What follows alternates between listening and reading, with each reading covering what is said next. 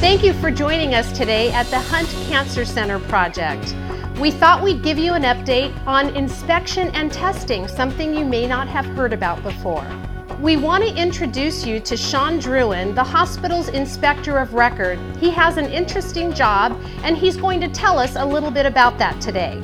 What we're doing here is acting as a quality control representative on behalf of the owner to make sure that this job gets done in compliance with the current building codes, and that you as the owner are getting what you pay for at the end of this project. That's the big focus here today. So what we do is we walk, and as we notice issues, potential issues, we want to bring them up as quickly as we can prior to installation finishes and everything else. So we use a software called PlanGrid where we can bring up issues, bring it to the team's attention in real time. So from a floor plan, we can go in and mark where each task happens or where each issue. So we'll go into here and we can say, oh, improperly supported electrical. Well, the team knows where it's at. We know when it happened. I can describe what's the issue, and we can have a conversation about it as we go through. MacArthur can add, Torrance Memorial can add, I can add as we go through it. Wow, that seems like a really efficient way to go about tackling the issues and keeping the project moving forward. Absolutely. So up here on the roof, Sean, where we have our building utilities, what are the types of things you would be interested in inspecting? So we're going to want to make sure it's the right one, calls out the specs, make sure we got the right stuff, what we paid for. We want to make sure all the safeties are in place. We want to make sure that they're installed to accommodate the seismic movements.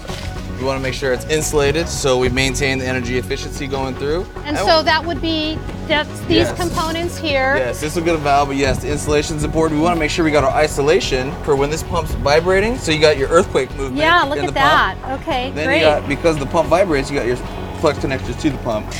Sean is usually here weekly doing inspections to assure that the building is safe for both patients and staff.